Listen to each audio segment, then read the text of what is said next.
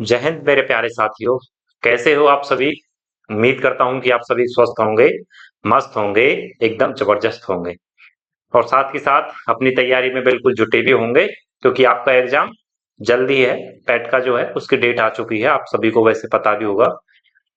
तो लगातार अपनी तैयारी में जुटे रहें, अपना समय ज्यादा खराब भी नहीं करें और हमेशा किताबों में ही ना उलझे रहें, अपना थोड़ा आस पड़ोस का माहौल भी देखें, अपने परिवार या फिर संसार इसको भी पढ़ें, थोड़ा बहुत इसके बारे में भी जानना चाहिए, क्योंकि हमारा मतलब क्या है, एग्जाम क्वालिफाई करना है, हमें सिलेक्शन लेना है।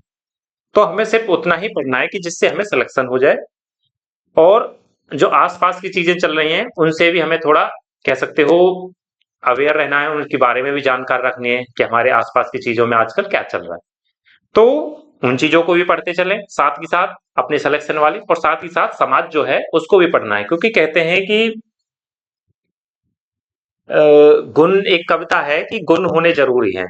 सिलेक्शन नहीं, आप पढ़े लिखे हों लेकिन उसके साथ गुण भी होने चाहिए साथ में। तो गुण कहाँ से मिलते हैं? समाज से ही मिलते हैं। हमें शिक्षा जो भी मिलती है, पारिवारिक शिक्षा, तो वह हमें परिवार के द्वारा ही मिलती है, वो समाज के द्वारा ही हम सीखते हैं। तो इन चीजों को भी आपको ध्यान में रखते हुए चलना है कि थोड़ा हमें समाज को भी पढ़ना है, न कि हमेशा किताबों में ही उलझे रहना है। तो उसी के साथ जो हमारी क्लास चल रही थी, वो आपकी मध्यकालीन भारत से चल रहे हैं। अब उसका पहला प्रैक्टिस सेट हो चुका था।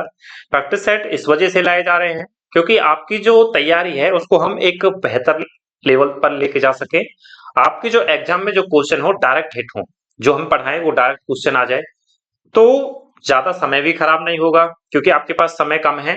और हम थ्योरी वाली क्लासेस करेंगे तो उसमें टाइम ज्यादा खराब होगा, प्रैक्टिस सेट छूटेंगे आपके। तो हम क्या चाह रहे हैं, कम पढ़ाएं और कम ऐसा पढ़ाएं कि जो आपके एग्जाम में बिल्कुल फिट हो, या एग्जाम के लेवल से बिल्कुल आपके एग्जाम में जाके क्वेश्चन हिट हो। तो उसी तैयारी को आपकी बेहतर बनाने के लिए आज हमारा आपका सेकंड प्रैक्टिस सेट है, द्वितीय। दूसरा, पहला प्रैक्टिस सेट हम कर चुके हैं, तो आज देखते हैं दूसरे प्रैक्टिस सेट में जो क्वेश्चन है इंपोर्टेंट इंपोर्टेंट, उसके बारे में पढ़ेंगे। देखते हैं फिर पहला क्वेश्चन क्या दिया हुआ है। पहला क्वेश्चन है, महाराणा सांगा ने इब्राहिम लोदी को किस युद्ध में परास्त किया था? ऑप्शन ए, खतौली का युद्ध। ऑप्शन बी, सारंगपुर का युद्ध। ऑप्शन सी, शिवाना का युद्ध। और ऑप्शन डी, खानवा का युद्ध।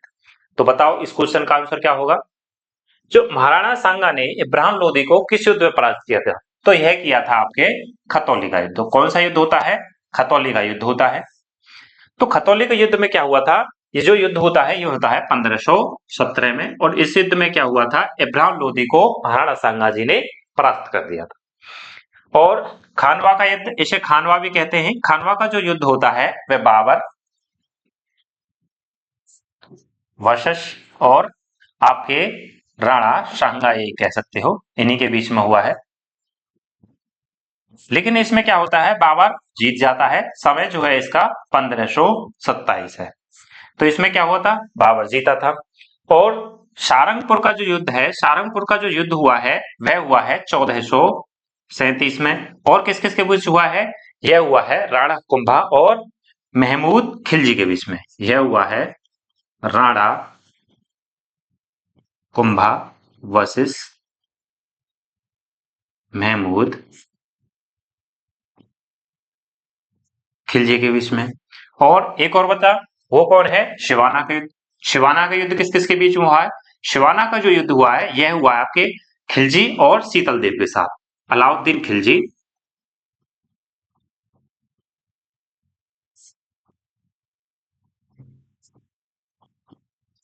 वर्सेस शीतल देव। शीतल देव कौन है? यह जो है सिवाना के राजा हैं। ये कौन है? सिवाना के राजा।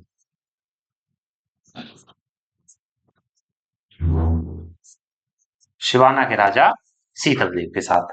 तो चारों युद्ध के बारे में मैंने बता दिया आपको कि खतौली का युद्ध जो हुआ है 1517 में हुआ था, महाराणा सांगा और इब्राहिम लोदी के बीच में हुआ। इस क्वेश्चन का आंसर जो होगा ऑप्शन ए। आपको मैंने चारों ऑप्शन के बारे में बता दिया। इस युद्ध में जो जीत होती है, इस युद्ध में जो जीत हुई है वह हुई है आपके राणा कुंभा की। तो ये भी याद रखें। और इसमें जो जीत हुई है इसमें खिलजी की जीत होती है। तो चारों क्वेश्चन के बारे में आपको बता दिया मैंने।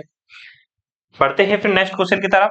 नेक्स्ट क्वेश्चन क्या है, आगरा नगर की स्थापना किस शासक ने की थी? बहुत अच्छा क्वेश्चन है, बहुत बार पूछा जाता है कि आगरा शहर को किसके द्वारा बसाया गया था।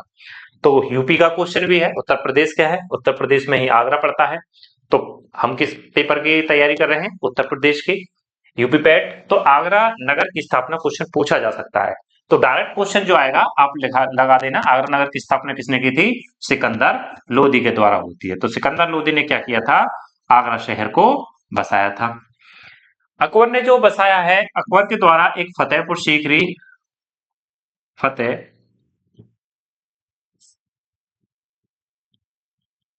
फतेहपुर सीकरी इसी के द्वारा बसाया गया था, कह सकते हो बनाया गया है। और एक बुलंद दरवाजा, बुलंद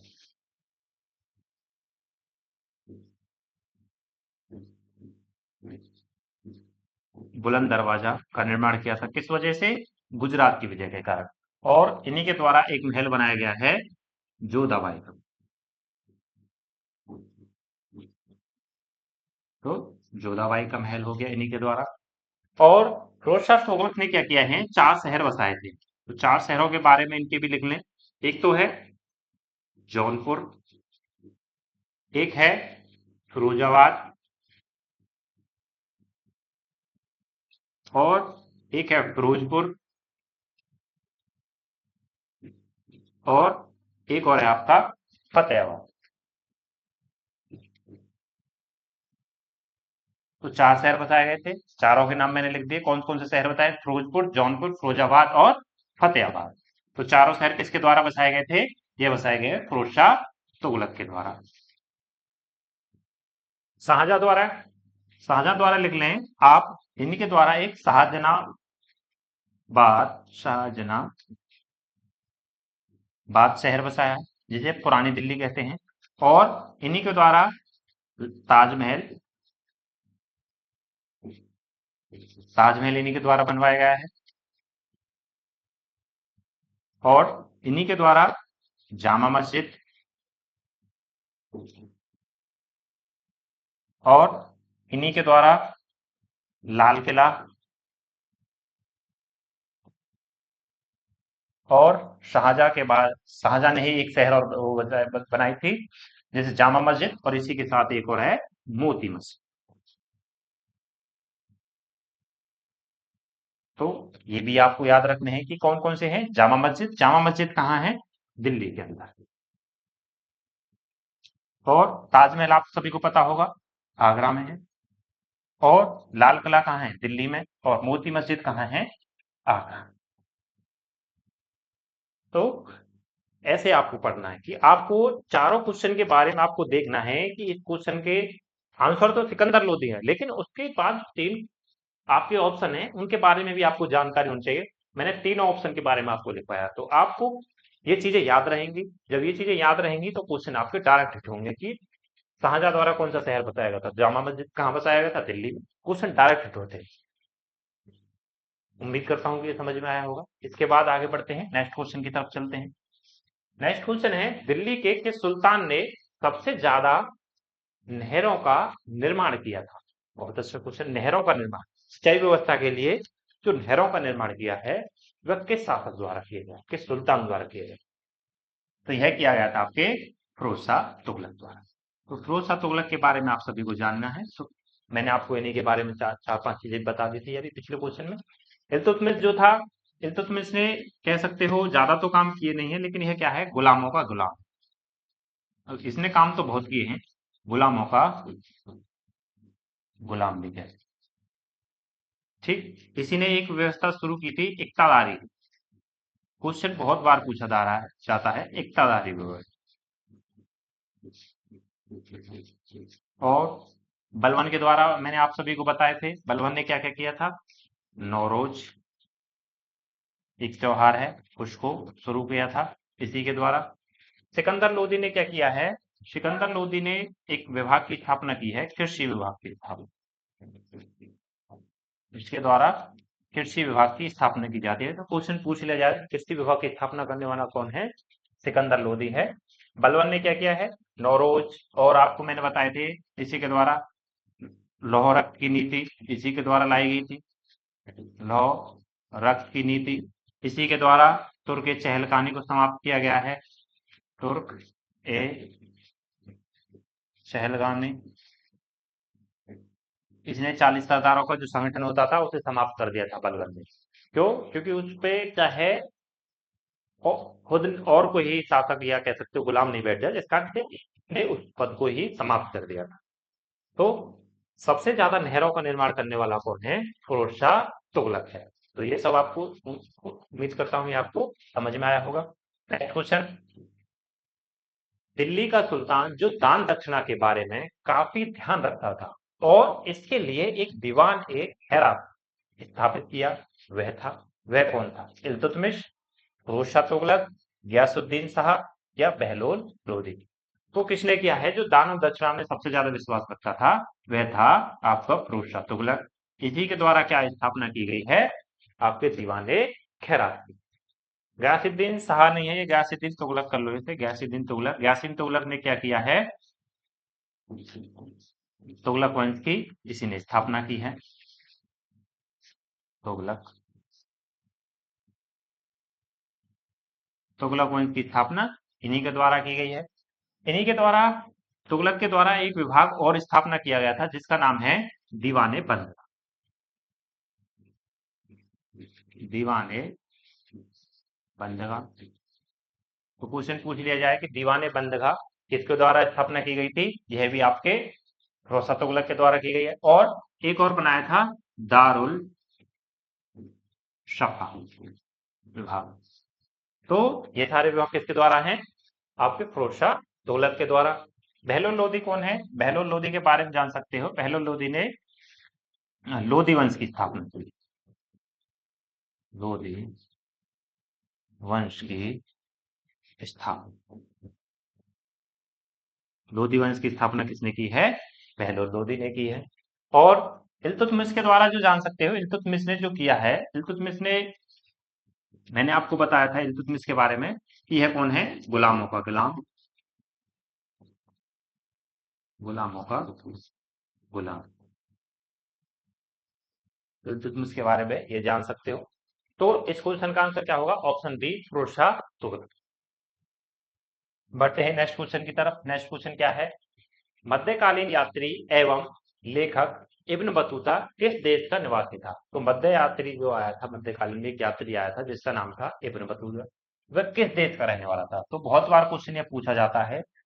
तो वह किस देश का रहने वाला था? मोरक्को देश का। और किसके समय आता है यह इब्न बतूता? यह आता है मोहम्मद बिन तुगलक। और इसी के द्वारा एक पुस्तक लिखी गई है जिसका नाम है रेहला, और जो क्या है? एक यात्रा वृतांत है। वह क्या है? यात्रा वृतांत। उसने यात्रा की है भारत की, और उसमें यात्रा के द्वारा सभी चीजों को उसने बताया है। तो मोरक्को देश का रहने वाला था इब्न बतूता। और किसके समय आता है? मोहम्मद बिन तुगलक के समय। यह क्वेश्चन बहुत बार पूछा जाता है। यह किसके समय आया था? मोहम्मद बिन तुगलक के समय आया था। बढ़ते हैं नेक्स्ट क्वेश्चन की तरफ। नेक्स्ट क्वेश्चन क्या है? अमीर कोई एक नया विभाग किस सुल्तान द्वारा शुरू किया गया था? तो अमीर कोई किसके द्वारा बनाया गया है? अमीर कोई की जो स्थापना की है वह की है आपके मोहम्मद बिन तुगलक ने। तो क्वेश्चन पूछ लिया जाए किसके द्वारा किया गया था अमीर कोई? मोहम्मद बिन तुगलक के द्वारा। मैंने फिरोज शाह तुगलक के बारे में बताया थे आपको, दीवाने हैरात और दीवाने बंदगा, ये किसके द्वारा किए गए हैं? आपके फिरोज शाह तुगलक के द्वारा। और अलाउद्दीन खिलजी के द्वारा क्या किया था इसने? सिकंदर शाही, सिकंदर ए पानी की उपाधि धारण की थी। और इसी के द्वारा एक बाजार नियंत्रण, बाजार नियंत्रण, बाजार नियंत्रण प्रणाली कौन लेके आया था? यही लेके आया था। और इसी के द्वारा जो एक स्थापना की गई है उसके बारे में और लिख लें। अलाउद्दीन खिलजी के द्वारा, अलाउद्दीन खिलजी के द्वारा की गई थी दीवाने मुस्तखराज। किस नाम से है? दीवाने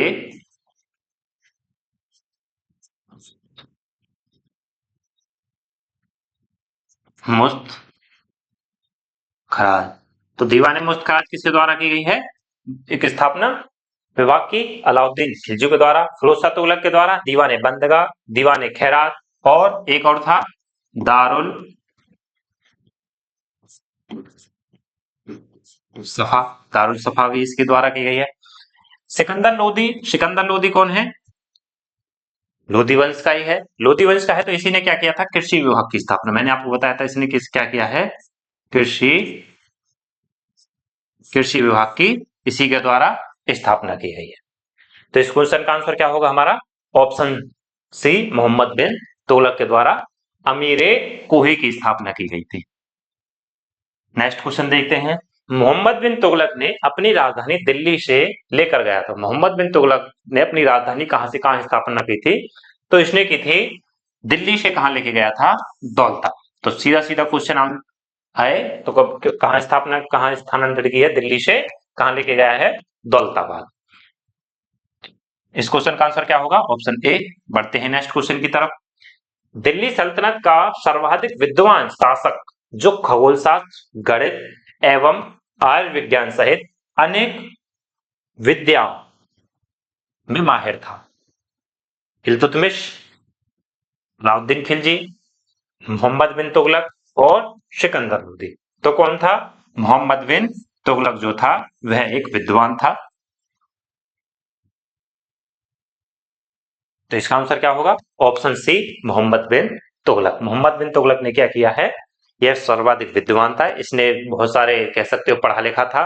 पढ़ा लिखा होने के कारण इसने बहुत सारे अपने इसमें, कह सकते हो, शासन में बहुत अच्छे अच्छे काम किए। कृषि के लिए, नहरों के लिए, नहर निर्माण और बहुत सारे काम किए हैं इसी के द्वारा। आगे चलते हैं। नेक्स्ट क्वेश्चन क्या है हमारा? किस वंश के सुल्तान ने सबसे अधिक समय तक देश में राज्य किया है? तो सुल्तान, जो दिल्ली सल्तनत है, दिल्ली सल्तनत का जो समय है वह लिख लें आप। दिल्ली सल्तनत, दिल्ली सल्तनत में जो सबसे पहले आते हैं गुलाम।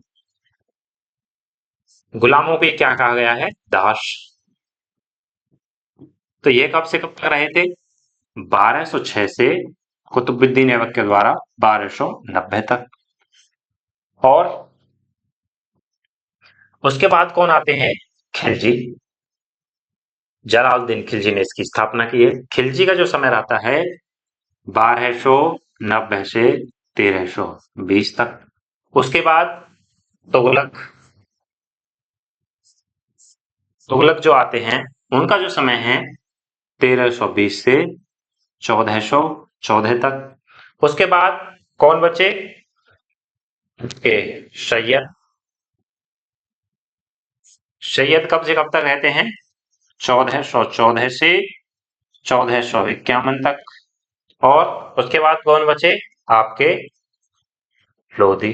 लोधी कब से कब तक रहे हैं? 1451 से 1526। इसके बाद क्या आ जाता है? मुगल शासन आ जाता है। तो सबसे ज्यादा जो समय रहता है वह रहता है 1320 से 1414। 80 साल तो वे है, 90 साल के लगभग आप कह सकते हो इनका समय रहा है। तो सबसे ज्यादा समय किसका रहा है? आपका तुगलक वंश का। तो तुगलक वंश के आपको बारे में याद रखना है कि सबसे ज्यादा समय काल किसका रहा था? तुगलक वंश का। खिलजी वंश का जो संस्थापक कौन है?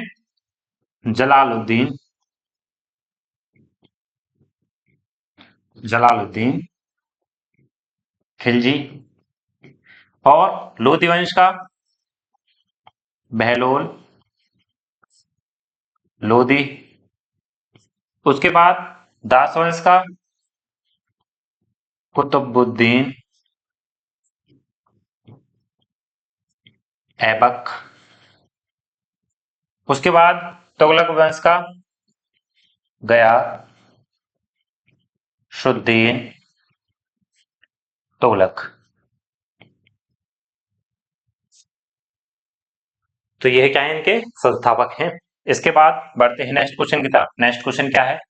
दिल्ली सल्तनत के किस शासक ने अपने आप को खलीफा घोषित किया था? तो किसने खलीफा घोषित किया था अपने आप को?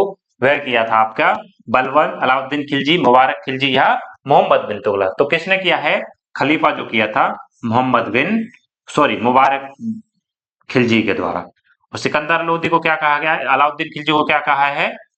सिकंदरे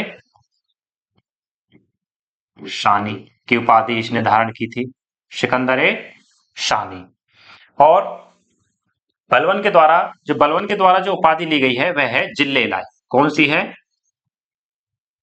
जिले इलाही, जिले ए इलाही, जिले ए इलाही। मुबारक खिलजी, आपका इसका आंसर हो गया। मोहम्मद बिन तुगलक ने जो कहा है मोहम्मद ए आजम, या कह सकते हो सुल्तान ए आजम, इससे क्या कहा गया है?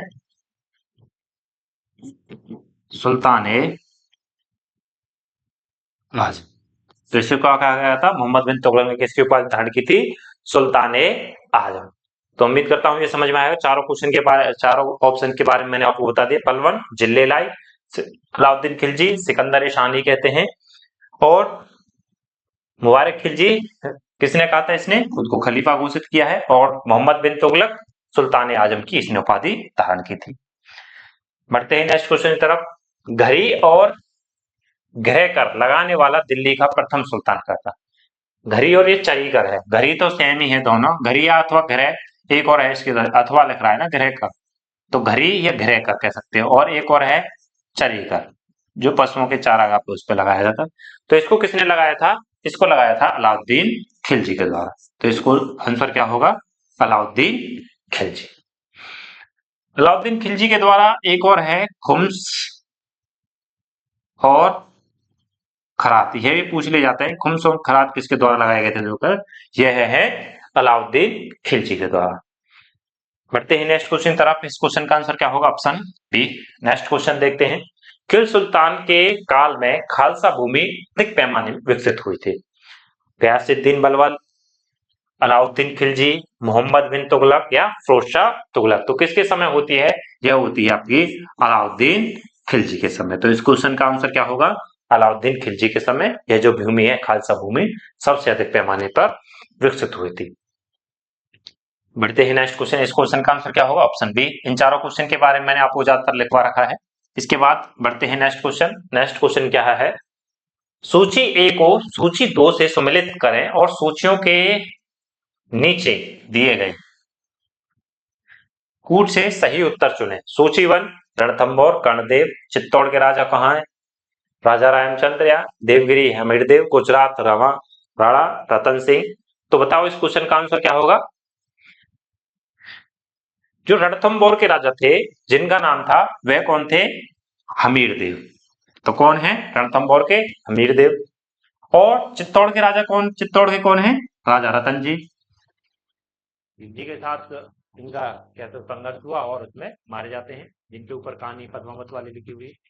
उसके बाद सी का जो है देवगिरी के जो है वह है राजा राय रामचंद्र जी। और गुजरात के कौन है? राजा कर्ण। तो मिलाओ ऑप्शन ए का क्या है? चौथा, हाँ सॉरी, ए का क्या है? तीसरा, तीसरा इसमें, बी का चौथा, चौथा, सी का कौन सा है? दूसरा, सी का दूसरा, डी का पहला। तो इसको आंसर का आंसर क्या होगा? Option C. तो उम्मीद करता हूं आप सभी को ये समझ में आया होगा। नेक्स्ट क्वेश्चन आज की क्लास हमारी यहीं तक समाप्त होती है। मिलेंगे नेक्स्ट प्रैक्टिस सेट के साथ। उम्मीद करता हूं कि आपको समझ में आया होगा। क्वेश्चन सिंपल है और सिंपल ही क्वेश्चन ज्यादातर पूछे जाते हैं। यहाँ से जो मध्यकालीन है मैं आपको चैप्टर वाइज लेके चल रहा हूँ, क्योंकि अब जो है आपकी दिल्ली सल्तनत क्या है वो समाप्त हो चुकी है। दिल्ली सल्तनत में जो भी क्वेश्चन बन सकते थे वह यही क्वेश्चन बनेंगे, इससे बाहर नहीं बनेंगे। और आप कह सकते हो ज्यादातर चीजों को रिवाइज कर चलें, क्लासेस रेगुलर लेते रहें। तो आज की क्लास को यहीं समाप्त करते हैं। तब तक के लिए जय हिंद, जय भारत और अपने परिवार का ख्याल रखें।